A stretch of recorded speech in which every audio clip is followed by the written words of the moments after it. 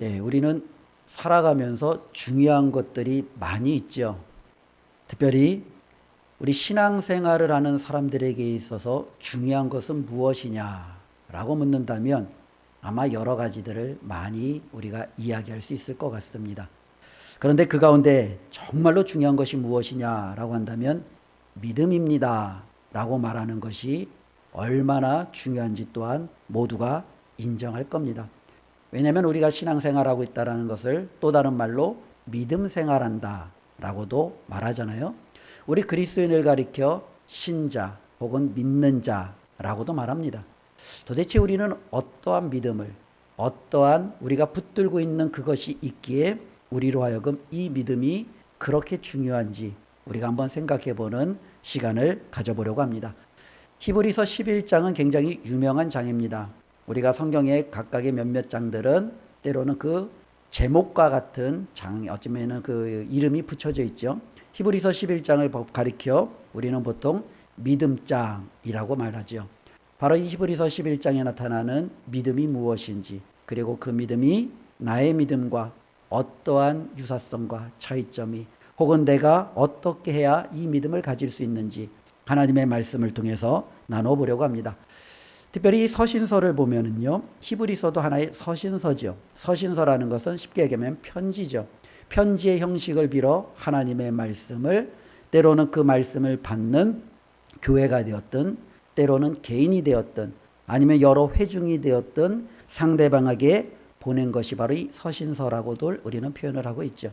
서신서에 있어서 가장 중요한 것 중에 하나가 대상이 굉장히 중요합니다. 누가 이 편지를 받느냐 굉장히 중요하죠. 우리도 그렇습니다. 우리도 상대방에 따라 이 편지의 형식과 내용이 굉장히 많이 바뀌어지지 않습니까? 특별히 신약 성경을 보면 상당수가 서신서로 이루어졌습니다. 우리가 아는 대로 로마서부터 요한계시록에 이르기까지 이 모든 부분을 서신서의 형식으로 이루어졌고, 또 그때 당시에 편지의 형식으로 쓰여진 하나님의 말씀이죠. 그렇기 때문에 배경이 굉장히 중요해요. 누가 이 말씀을 받느냐. 가령 이런 거죠. 갈라디아서는요, 갈라디아 교회가 이 편지를 받습니다. 근데 이 갈라디아 교회는요, 배교의 문제가 지금 일어나고 있어요. 그래서 사도 바울이 갈라디아 교회에 보내는 편지는 굉장히 급박하고 화가 났고, 그들이 배교한 것에 대해서 이해하지 못하는, 그리고 그들이 다시금 그것으로부터 돌이킬 것에 대한 강력한 책망의 주로 이 갈라디아서는요 기록되어져 있죠. 고린도 교회는요, 고린도 교회가 바로 이 서신서를 받는 고린도 전서 후서가 되겠죠. 이 고린도 교회는 신앙생활을 하는데 문제가 왜 그렇게 많은지 모릅니다. 그러니 바울은요, 그 문제 하나하나 짚으면서 너희들이 왜 이 문제 가지고 신앙인답게 해결하지 못하느냐, 신앙인답게 해결하는 것이 무엇인지를 가르쳐주며 그 서신서를 정말로 그들에게 보여주고 있습니다. 데살로니가 전서나 후서 같은 경우도 보면 데살로니가 교회에 쓴 편지예요. 근데 이 데살로니가 교회도 신앙생활을 잘한 교회예요. 근데 이 데살로니가 교회가 신앙생활을 잘했는데 문제가 하나 있어요. 그들은 너무나도 주님의 재림과 종말에 목매달려 있다는 거예요. 그러다 보니까 이 주님의 재림과 종말에만 초점이 맞춰져 있다 보니까 때로는 그들의 신앙이 현실을 조금 등한시하는 신앙으로 나타나는 경향이 있습니다. 바울은 그 부분에 대해서 주님의 재림과 종말에 대한 분명한 지침과 주님의 재림과 종말을 기다리는 성도들이 이 땅에서 어떠한 삶을 살아가야 되는지를 다시 한번 데살로니가 전서 후서를 통해서 그들에게 믿음의 말씀을 설명해 주고 있죠. 이와 같이 다양하죠. 우리가 개인에게 보내는 서신서도 마찬가지입니다.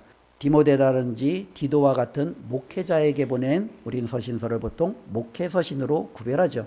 그 내용이 어쩌면 하나님의 양무리를 치는 교회 지도자들이 어떠한 의중을 가지고 어떠한 자세를 가지고 마음을 가지고 그들을 하나님의 양을 치어야 되는지를 잘 권면해 주는 말씀이 기록되어져 있죠.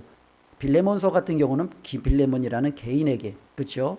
바울이 당부하고 부탁하고 혹은 그리스도 안에서 정말로 아름다운 화해를 이룰 것을 말하죠.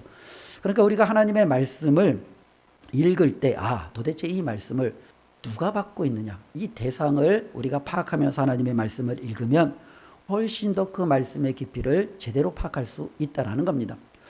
또 한편으로는요, 누가 이 서신서를 썼느냐, 쓴 사람도 굉장히 주목해 볼 수 있죠.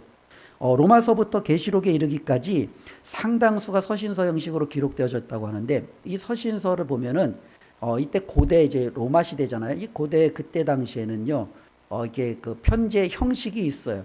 그래서 가령 예를 들어서 처음에 누가 그 편지를 쓰는지 그 쓴 사람의 이름, 그리고 문안 인사, 그리고 내용, 그리고 그 편지를 받는 성도들 이런 식의. 근데 오늘날에 우리는 좀 반대잖아요. 우리는 누구가 먼저 받고 그리고 누가 썼는지를 우리는 맨 마지막에, 그렇죠? 우리는 보통 이런 하는데 요즘엔 편지를 잘 안 써서 헷갈리기도 하죠. 예, 이런 식으로 하는데 이때 당시에는 먼저 쓴 사람을 밝히죠. 그래서 우리가 잘 아는 대로 바울은 예수 그리스도의 종, 사도된 나 바울은, 그리고 베드로는, 그리고 야고보는, 그리고 장로된 나 요한은 이렇게 자신의 이름을 먼저 밝히고 하나님의 말씀을 대언하는 형식으로 이루어져 있습니다. 그런데 이 많은 서신서 가운데 두 개가 이제 그 이름이 밝혀지지 않은 서신서가 있어요. 그 중에 하나가 히브리서고요. 하나가 또 하나 요한일서예요. 근데 이제 이 요한일서는 문제될 게 없는 게 사도 요한이 썼다라는 것을 교회적으로 굉장히 전통적으로 잘 유지가 되었기 때문에 이 요한일서의 저자가 사도 요한이다라는 부분에 대해서는 전혀 의견에 그런 큰 분분함이 없습니다. 근데 이 히브리서는 약간의 의견에 어려움이 있어요. 어떠한 분들은 히브리서는 바울이 썼다. 어떠한 분은 히브리서는 바나바가 썼다. 어떠한 분은 히브리서는 아볼로가 썼다. 이제 여러 가지 의견들이 있습니다. 그러나 이런 여러 가지 의견이 있지만 교회의 큰 전통의 흐름 속에서는 이 히브리서 역시 바울이 쓰지 않았을까라는 부분에 가장 큰 많은 맥락을 가지고 있다라는 겁니다. 그렇다면 이와 같은 히브리서가 누가 썼느냐, 이게 왜 중요하냐면 이런 부분이에요. 제가 이제 그 한 달 전에 교회 차가 고장 났다고 그랬잖아요. 교회 차가 고장 났는데 제가 이제 그 갓길에 대구선 이제 그 견인을 해 갔는데 문제는 이 갓길에 견인했는데 딱 카메라가 있었던 거예요. 예, 주정차 카메라가 딱 있었던 거예요. 그래서 이제 그 한 보름인가 지나서 강북구청에서 교통과에서 이제 편지가 나왔어요. 예. 도대체 또 내가 어디에서 실수를 했을까? 내가 무엇 때문에 그럴까? 그거 나올 때마다 제가 재정부에 얼굴을 못 들고 이제 막 이제 그러고 있는데 그래서 한번 봤죠. 봤더니 바로 이제 그 차가 이제 그 고장 나서 갓길에 정차된 그때요. 억울하잖아요. 그렇죠? 그래서 제가 이제 강북구 교통국에 전화를 했죠. 그랬더니 그러면 그 상황이 견인되었다라는 것을 증명하면 된다라는 거예요. 잘 됐다. 그래서 제가 이제 보험사에 전화해서 견인해 간 것을 팩스로 받아서 또 그 교통과에 팩스로 지원을 이제 넣었어요. 그리고 이제 전화를 넣었죠. 그랬더니 교통과에서 팩스 잘 받았다. 처리하겠다. 이제 딱 이제 그렇게 됐더라고요. 다행이다. 이제 제가 끝났죠. 근데 한 일주일 있다가 강북구청 교통과에서 또 이 과태료와 같은 이 편지가 또 하나 날라온 거예요. 가슴이 또 한번 덜청한 거예요. 도대체 나는 또 어디서 또 차를 내가 또 잘못했는가라고 이제 떨리는 마음으로 그 편지를 열어봤는데 다행히도 그거는 제가 접수한 것이 잘 돼서 이전에 고지한 것을 취소했습니다라고 이제 이렇게 나왔더라고요. 그러니까 제가 이제 우리가 편지를 받을 때 이게 뭐 편지가 됐든 뭐가 됐든 누가 보냈느냐에 따라서 이 가슴이, 그렇죠? 강북구청 교통과 그러니까 뭐예요? 가슴이 그냥 열어보기도 전에 그냥 철렁철렁한 거예요. 그런데 이제 제가 어느 날 집에 갔는데 식탁 위에 사랑하는 저희 딸이 이제 막 예쁜 편지지에다가 편지를, 사랑하는 아빠에게 편지를 딱 올려놨다고 생각해 보십시오. 제가 만약 그 편지를 딱 받아들이면 읽기도 전에 저의 마음이 어떨까요? 내 딸이 나에게 또 뭘 또 이렇게 구구절절 또 예쁘게 썼을까 기대하는 마음으로 그 편지를 읽지 않겠습니까? 그러니 이 편지를 누가 썼느냐도 상당히 중요하죠. 대상도 중요하고요. 히브리서는 그와 같은 상황 속에서 우리가 한번 이해를 해야 되는데, 특별히 히브리서의 주제를 보면은 여러 가지 많은 것들을 두고 있지만 크게 두 가지를 한번 기억하시면 됩니다. 히브리서의 주제의 첫 번째는 뭐냐면 예수님은 위대하시다. 예수님은 가장 크신 분이시다 라는 것이 히브리서 전체의 핵심적인 내용입니다. 그래서 우리가 오늘 히브리서 11장 1절부터 3절까지만 읽었지만 히브리서 앞에 1장부터 10절까지 쭉 보면은 이 히브리서에서 기록되어지는 말씀 가운데 핵심은 뭐냐면 예수님은 천사보다 크시다. 예수님은 모세보다 크시다. 예수님은 대제사장보다 크시다. 예수님은 아론보다도 크시다. 예수님은 재물, 그것보다도 예수님이 그 재물 자체이시기에 예수님은 훨씬 더 위대하시다. 구약에 성전 있지 않습니까? 예수님은 성전보다 크시고 위대하시다.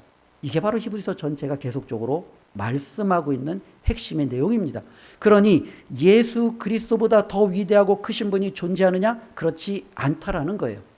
이게 히브리서의 전체적인 큰 주제인데, 그러면 왜 히브리서의 말씀은 하나님께서는 우리에게 이 말씀을 전해주셨는가? 어쩌면 이 배경이 필요가 하죠. 특별히 히브리서라고 기록되어졌기 때문에 많은 이제 성경을 연구하는 분들이 이 히브리서는 도대체 대상이 누구였을까라고 연구하고 또 그것을 찾기 시작합니다. 그리고 이제 일치되는 의견 중에 하나가 뭐냐면, 이 부분은 특별히 히브리서의 서신을 먼저 받은 대상은 유대인이었다가 기독교로 개종한 유대인 그리스도인이었을 것이다 라는 부분에 상당한 일치를 갖습니다. 즉 유대인이었는데 예수 그리스도를 믿고 이제는 개종하여 기독교인이 된 사람들입니다. 이들을 대상으로 하는 겁니다. 그런데 문제는요, 우리가 신앙생활하다 보면은 때로는 이제 우리가 살다 보면은 우리의 마음을 때로는 뒤흔드는 것들 중에 하나가 뭐냐면 과거에 대한 그리움이에요. 그렇죠? 옛날에 그때가 생각나면 나도 모르게 현실이 지금 만족스럽지 않아요. 과거에 좋은 때가 기억이 나면 현실에 대해서 좀 불평이 있어요. 그래서 이제 과거가 자꾸 생각나고 그때로 돌아가고 싶은 생각이 있는 거죠. 특별히 유대인이었다가 이제 기독교인이 되어서 이제 하나님의 말씀 가운데 신앙생활하니 유대인들도 시간이 흐르자 과거에 자신들이 유대교인이었을 때 그때 모습들이 이제 그리웠던 그런 어떤 부분들이 없지 않아 있었습니다.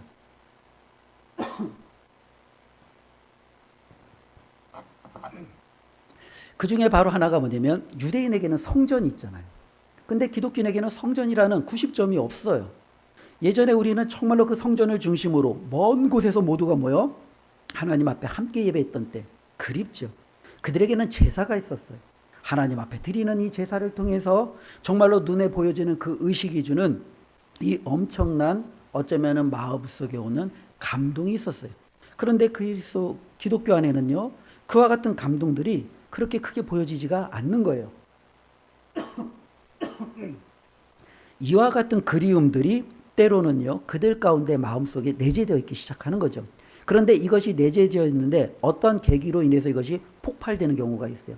가령 어떤 경우냐면 이 유대교는요, 로마 시대 때는 로마가 인정해 주었던 하나의 종교예요. 그렇기 때문에 이 유대교는요, 큰 박해라든지 어려움이 처하지 않았습니다. 처음에는요.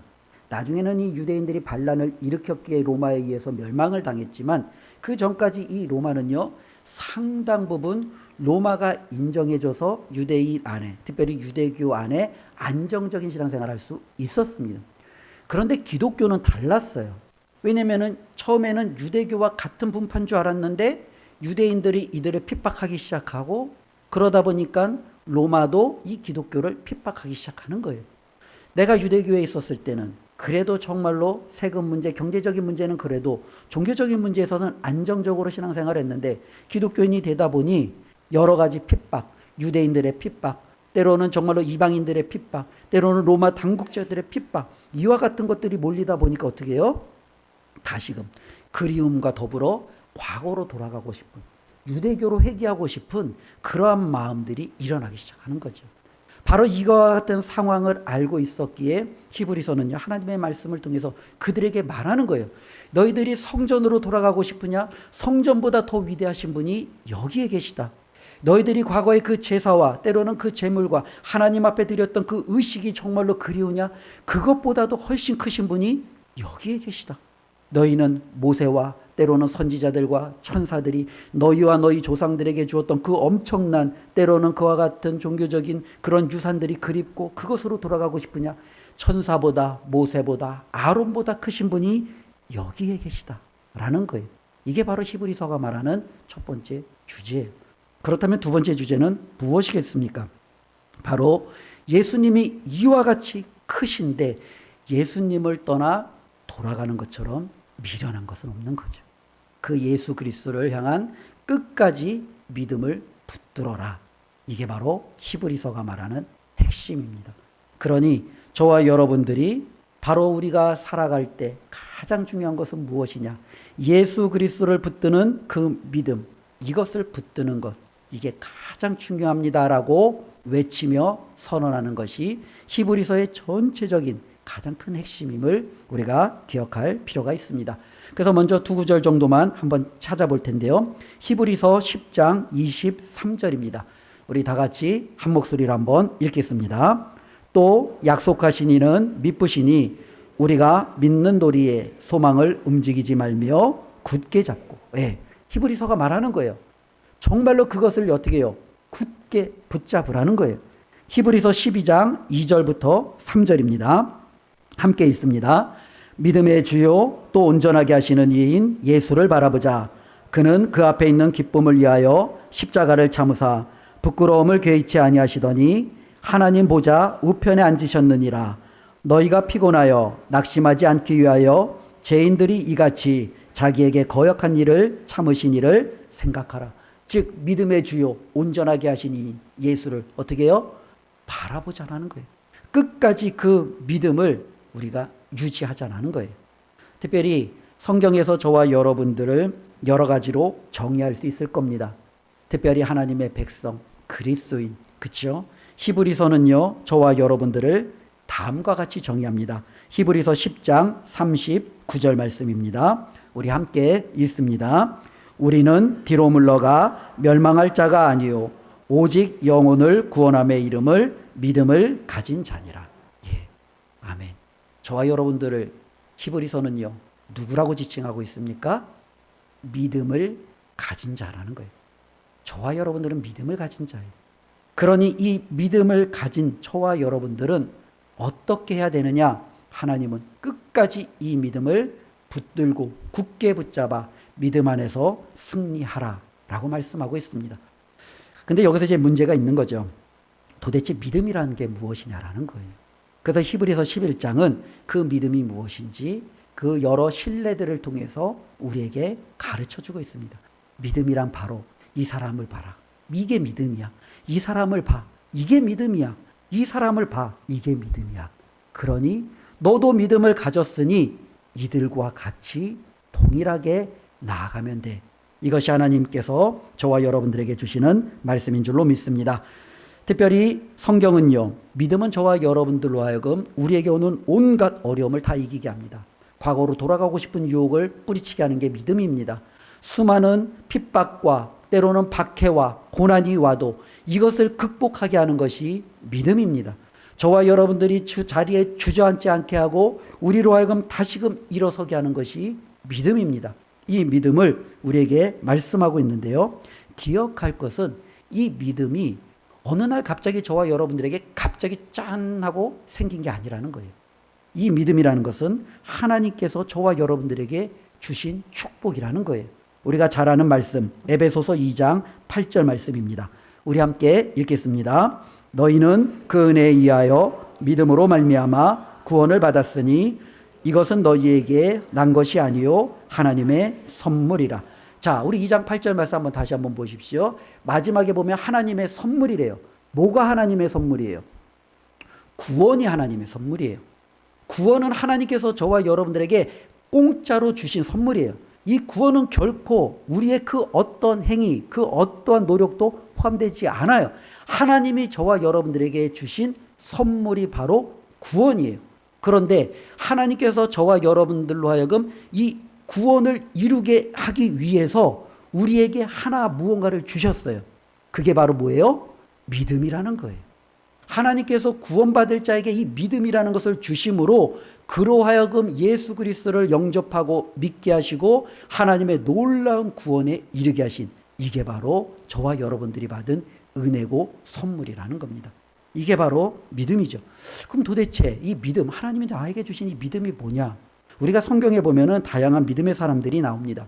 특별히 믿음 그러면 제일 먼저 떠오른 사람이 뭐니 해도 아브라함이죠. 예. 이 아브라함의 믿음은 도대체 어떤 믿음이냐? 여러 가지 볼 수 있지만 이 아브라함은요, 하나님의 약속을 붙들었던 사람이에요.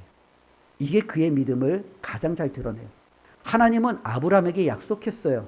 하늘에 별을 보고 바다에 모래를 봐라. 내가 너의 자손을 하늘의 별처럼 바다의 모래처럼 내가 많게 할 것이다. 하나님께서 아브라함에게 정말로 그가 거주하고 있는 그 땅을 떠나 내가 지시할 땅으로 가라 라고 말씀하셨어요. 그리고 그 땅의 모든 것을 보여주며 내가 이 땅을 너와 내 후손에게 주겠다. 하나님께서 아브라함에게 주신 것은 아무것도 없어요. 뭐만 줬어요? 약속만 줬어요. 약속만. 하나님께서 아브라함에게 주신 건 약속밖에 없어요. 우리가 잘 아는 대로 아브라함이 죽을 때 아브라함이 받았던 땅은 자신의 아내가 묻어졌던 무덤밖에 없어요. 그리고 아브라함에게 있었던 자식은 하나님이 약속하신 그 이삭 하나밖에 없어요. 도대체 하나님이 내가 보였던 이 동서남북의 모든 땅, 때로는 하나님이 하늘의 별과 같은 그 수많은 자손들 언제 줘요? 근데 하나님은 아브라함에게 이 약속을 주었고 아브라함은 그 약속을 믿은 거예요. 이게 바로 아브라함의 믿음이에요. 또 한편으로 성경에 나타나는 여러 믿음 가운데 우리가 살아가다 보면은 수많은 어려움에 직면할 때가 많지요. 그 어려움 속에서도 끝까지 하나님을 향하여 희망을 붙드는 그 사람들에 대한 믿음을 우리는 볼 수 있습니다.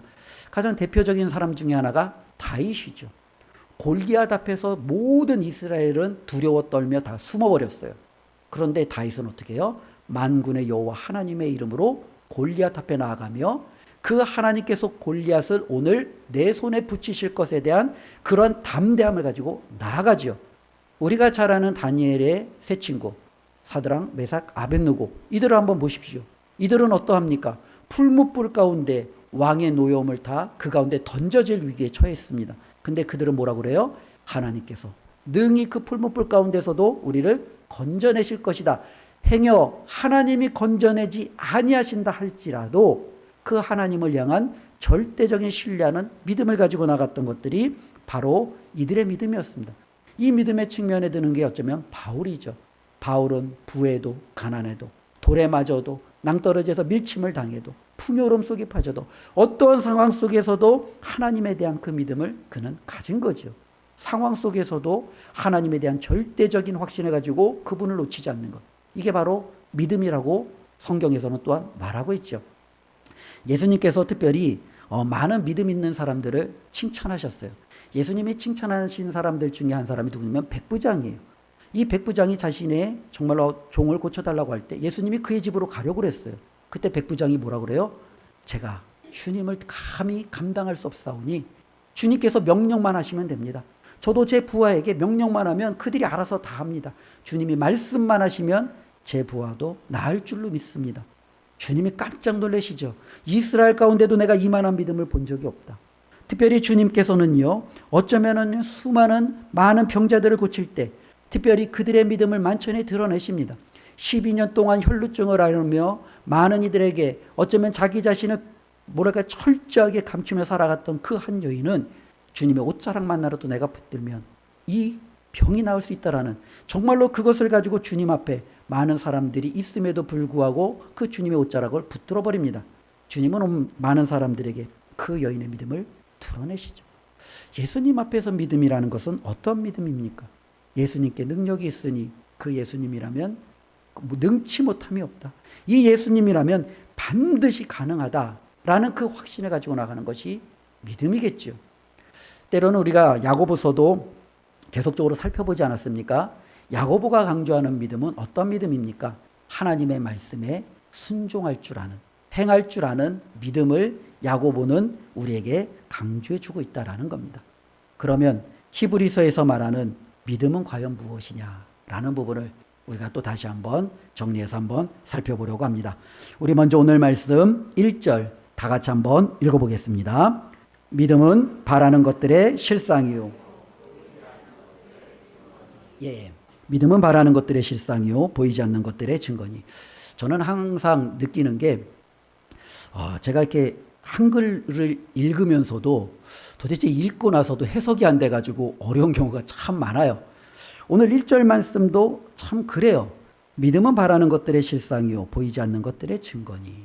무슨 뜻입니까? 묻는다면 자신 있게 대답하기가 참 어려워요. 그렇죠? 예, 그래요. 어쩌면 우리가 이 부분을 다시 한번 좀 쉽게 좀 설명할 필요가 있죠. 이런 부분입니다. 매년 11월 둘째 주 목요일 되면 대한민국이 떠들썩해져요. 그렇죠? 왜 또 그날이 무슨 날이에요? 매년 11월 둘째 주 목요일. 대한민국에 안 떠들썩해져요. 몰라, 나하고 상관없는 날이야. 예. 수능을 보는 날이잖아요. 그렇죠? 그래서 온 대한민국이 직장인들도 직장 시간, 출근 시간을 조절하기도 하고, 그렇죠? 모든 뭐예요? 그 경찰차와 때로는 그 119 모든 차들이 다 이제 이제 준비하고 있고, 그죠? 모든 상황이 이제 여기에 맞춰져 있죠. 당사자뿐만 아니라 부모, 때로는 그를 아는 모든 지인들이 바라는 게 있어요. 뭐예요? 야, 걔가 정말로 원하는 대학이 들어가기. 그렇죠? 정말로 내 자녀가 원하는 대학이 들어갔으면, 내가 원하는 대학이 정말로 들어갔으면, 그렇죠? 이게 모든 사람들이 바라는 거예요. 그렇죠? 근데 이 바람이 있어요. 근데 내가 바란다고 그 대학에 들어갈 수 있나요? 바란다고 들어갈 수 있으면 세상이 난리가 나죠. 예, 다 서울대가 있게요. 예, 그러면 어떻게 해요? 아무것도 안 돼요. 바란다고 들어갈 수가 없어요. 바람은 있지만 내가 원하는 데에 들어가기 위해서는 필요한 게 있어요. 그래서 많은 분들이 뭐가 필요하대요? 죽도록 공부해라. 노력해라. 그래야 들어갈 수 있다. 나는 죽도록 공부해도 안 되는데요. 그래, 공부에도 재능이 필요하다. 예, 그런 사람들도 있죠. 야, IQ가 어느 정도 있어야겠더라. 야, IQ가 없으면 공부 아무리 해도 안 되더라. 그렇게 또 이야기하는 사람들도 더러 있죠. 또 어떤 사람은 이렇게 합니다. 야, 죽도록 공부하고 죽도록 내가 정말로 좋은 상황 속에 있더라도 당일 운이 나쁘면, 그렇죠, 망하는 거야. 그렇죠? 당일에 운도 따라야 돼. 내가 답안지 하나 밀려 써버리면, 내가 몸이 컨디션이 좋지 않으면 끝나는 거야. 당일에 운도 좋아야 돼. 그렇죠? 이런 경우들도 많이 있죠. 실질적으로 이런 것들 따라 보면 원하는 것은 있어요. 내가 바라는 것은 있어요. 근데 그것에 들어가려면 조건이 너무 많아. 이 조건이 다 충족돼야 돼. 그렇죠? 노력도 해야 돼. 내가 어느 정도 IQ도 돼야 돼. 당일에 컨디션도 좋아야 돼. 운도 좋아서 때로는 그 학교에 지원할 때 어느 정도 내가 준비한 것들이 딱 잘 맞아 떨어져야 돼. 이런 모든 것들이 돼야 돼요. 그런데 믿음 생활하는 저와 여러분들도 바라는 게 있어요. 우리가 바라는 건 뭐예요? 영혼의 구원이에요. 저와 여러분들이 바라는 것은 이 땅에서 잘 되는 게 아니에요. 이 땅에서 잘 되려면 우리가 교회에서 이렇게 아둥바둥할 필요가 없지요. 이 땅에서 잘 되려면 세상에 나가서 더 열심히 일하고 더 열심히 모든 것을 취해서 세상에서 성공하려고 아둥바둥하려야 돼요. 우리가 원하는 것은 교회에서 내가 세상에서 잘 되기 위해서 교회에 오는 건 아니에요. 교회에서 우리가 원하는 것은 영혼의 구원이에요. 하나님이 거하시는 그 천국에 내가 정말로 하나님이 부르시는 그날 내가 거기에 들어가는 거예요. 하나님께서 저와 여러분들을 딱 보셨을 때 정말 잘 왔다. 우리를 영접하는 그 놀라운 사건이 내 삶 속에 이루어지는 것. 이게 우리가 바라는 거예요. 이 바람이 없다면 우리가 무슨 신앙생활을 하겠습니까? 이 바람이 있는 거죠. 그러면 저와 여러분들이 바란다고 다 천국에 갈 수 있어요? 바란다고 다 영혼의 구원을 받을 수 있어요? 바란다고 우리가 원하는 모든 것을 가질 수 있어요? 안 돼요. 우리도 조건을 맞춰야 돼요. 그럼 우리가 원하는 그 영원한 천국, 우리 영혼의 구원을 우리가 얻기 위해서 하나님께서 요구하시는 것은 뭐예요? 믿음이라는 거예요. 믿음. 이게 바로 11장 1절의 처음 부분이에요. 믿음은 바라는 것들의 실상이에요. 저와 여러분들이 바라는 것들을 구체화시키고 우리의 손으로 잡을 수 있게 정말로 실체화시킬 수 있는 게 바로 뭐예요? 믿음이라는 거예요. 믿음이 있으면 우리는 하나님의 나라에 들어가요. 믿음이 없으면 아무리 우리가 하나님 나라를 꿈꿔도 그 나라는 저와 상관없는 나라가 되는 거예요. 믿음은 바로 저와 여러분들에게 이와 같다라는 것을 우리가 꼭 기억했으면 좋겠습니다. 근데 이제 수능을 다시 한번 좀 예를 들면 이런 거죠. 수능을 준비하고 있는 아이들에게 많은 부모들이 이렇게 말합니다. 야, 나중에 후회하지 말고 지금 열심히 해. 그렇게 이야기합니다. 그런데 문제는요, 아무리 말해도 그들이 듣질 않아요. 저도 오늘도 이제 그 교회 오면서 큰 딸이 이제 수능을 보니까 이제 오늘로 이제 88일 남았어요. 예, 그러면서 이제 제가 오면서 또 말하지 말아야지 하면서도 나도 모르게 또 한마디나 했죠. 88일이 남았다. 할인아, 아자. 이제 뭐 힘주려고 이렇게 딱 했는데 옆에서 할인이가 퉁명스럽게 해요. 아이, 그런 말 제일 싫어.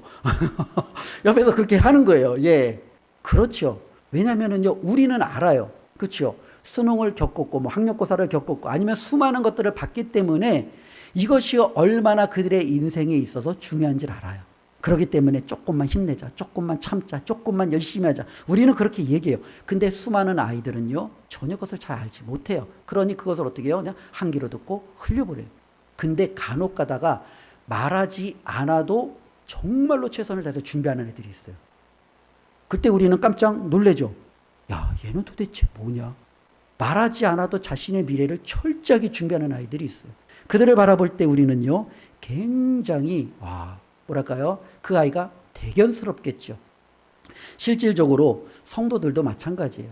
아무리 천국을 말하고 우리의 영혼의 구원을 말하고 우리의 내세를 이야기해도 그것을 와닿지 않는 사람들이 믿음 생활하는 사람 가운데도 정말 많아요. 그래서 우리가 교회에서 아무리 예수 그리스도와 정말로 하나님이 주시는 영원한 우리의 영적인 놀라운 축복을 얘기해도 그들은요, 그것이 별로 와닿지 않아요. 왜? 지금 당장 그들의 실체가 그들의 손에 주어지지 않기 때문에. 그들은 당장 교회 밖에 나가서 쓸 돈이 필요하고 건강이 필요하고 자신들이 정말로 인정받을 그것이 필요하지, 교회에서 말하는 이와 같은 것들이 실감이 되지 않기 때문에 그들은 전혀 여기에 뭐랄까요, 그 어떤 중요성도 두지 않아요. 오늘날 많은 사람들은요, 눈에 보는 것이 전부인 시대예요. 그런데 오늘 11장 1절 다시 한번 읽어보겠습니다. 믿음은 두 번째, 보이지 않는 것들의 증거니. 이건 뭐냐면 믿음은요, 보이지 않는 것들을 보게 해주는 거예요. 즉, 내가 그냥 보면 안 보여. 근데 믿음이라는 것을 갖고 있다 보니까 보여요. 이게 바로 믿음이에요. 예를 들면 이런 거죠. 두 사람이요, 멀리 바라봐요.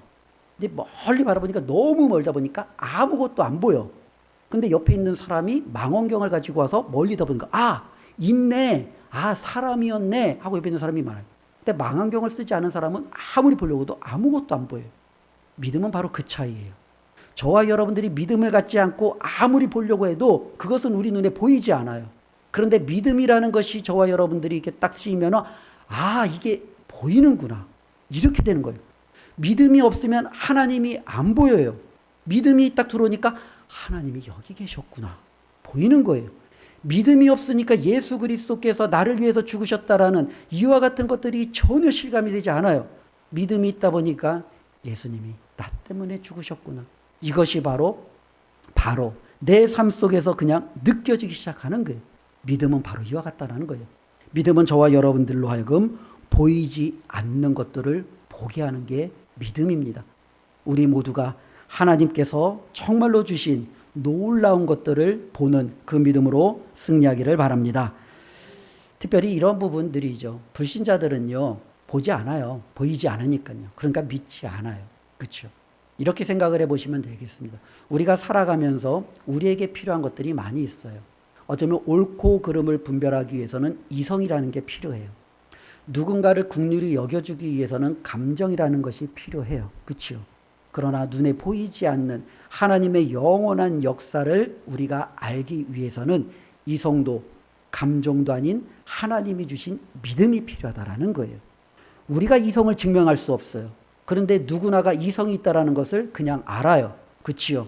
마찬가지예요. 나는 믿음을 증명해낼 수 없지만 저와 여러분들이 보이지 않는 하나님을 믿고 저와 여러분들이 보이지 않는 그 영원한 것을 바라며 살아간다라는 것 자체가 내가 바로 믿음이 있다라는 것을 나타내는 가장 확실한 증거라는 거예요.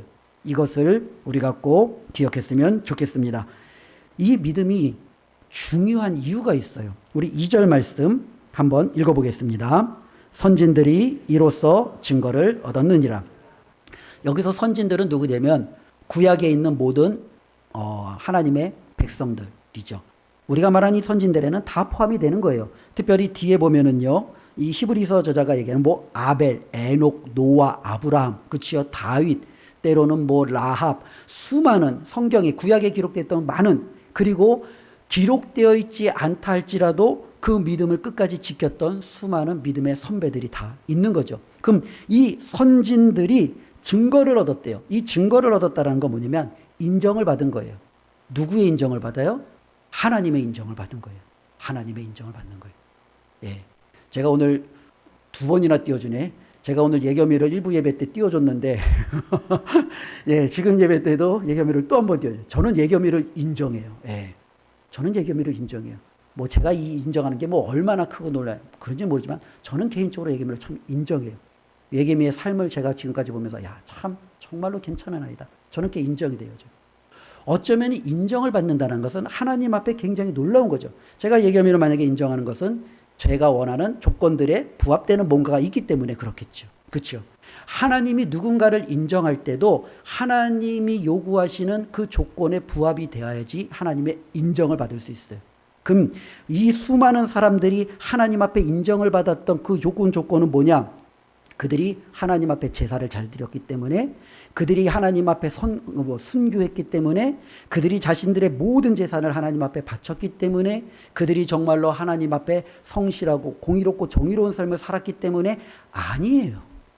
이들이 하나님 앞에 증거를 받은 것은 딱 하나예요. 뭐예요? 믿음이 있었기 때문이라는 거예요. 이들이 믿음이 있으니까 하나님은 그냥 인정해 주는 거예요. 에녹을 인정하고 노아를 인정하고 아브라함을 인정하고 저와 여러분들이 하나님 앞에 인정받는 것도 하나밖에 없다라는 거예요. 뭐예요? 믿음이에요. 믿음이 있으면 하나님의 인정을 받아요. 우리 예수님이 이 땅에 오셔서 그렇게 믿음 있는 자를 찾으신 이유가 여기 있는 거예요. 내가 이스라엘 가운데 믿음 있는 자를 보겠느냐? 예수님이 아무리 두 눈을 뜨고 봐도 믿음 있는 자가 없는 거예요. 그러니 주님은 백부장인 이방인이 그 믿음을 가질 때 놀라워하며 그를 높일 수밖에 없는 거예요. 모든 사람들이 정말로 학대했던 그 12년 동안 혈루증을 앓았던, 어쩌면 사람들의 손가락질을 받을 수밖에 없는 그 여인이 가지고 있던 그 믿음을 드러내지 않을 수가 없는 거예요. 이 여인을 봐라. 이렇게 믿음이 있지 않느냐. 우리 하나님은 바로 저와 여러분들에게 이와 같은 것을 요구하시고, 우리가 하나님 앞에 섰을 때 저와 여러분들이 보일 수 있는 것은 하나밖에 없어요. 주님, 저에게 이 믿음이 있습니다. 이 믿음으로 인정받기를 주님의 이름으로 축원드립니다. 특별히 하나님 앞에 저와 여러분들이 설 때 우리가 가지고 있는 놀라운 은혜가 바로 여기에 있다라는 겁니다. 믿음이라는 것은 하나님이 저와 여러분들에게 주신 정말로 놀라운 선물이에요. 선물. 이 선물은 저와 여러분들은 알아요. 그러나 교회 밖에 믿음을 소유하지 못한 사람들은 이 선물을 몰라요. 우리가 알고 있는 이 믿음을 우리가 함부로, 때로는 이 믿음을 우리가 정말로 그냥 뭐랄까요?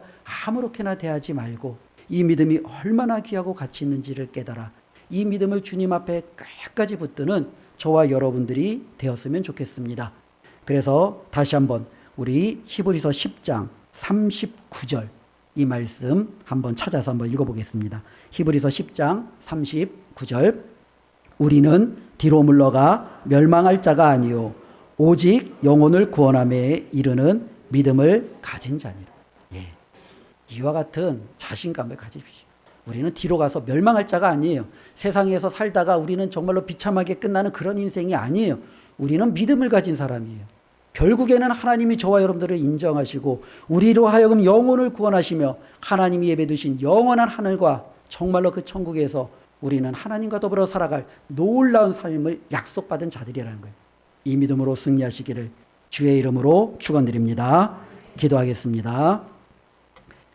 하나님 감사합니다. 우리는 믿음을 가진 사람입니다. 우리에게 믿음 주셔서 감사합니다. 세상 속에서 유혹이 와도 힘든 많은 삶이 우리를 어지럽혀도 그것에 굴하지 아니하고 하나님 끝까지 믿음으로 하나님 앞에 서서 하나님의 인정을 받는 우리 은강의 모든 가족들 되도록 축복하여 주시옵소서. 예수님의 이름으로 기도드리옵나이다. 아멘.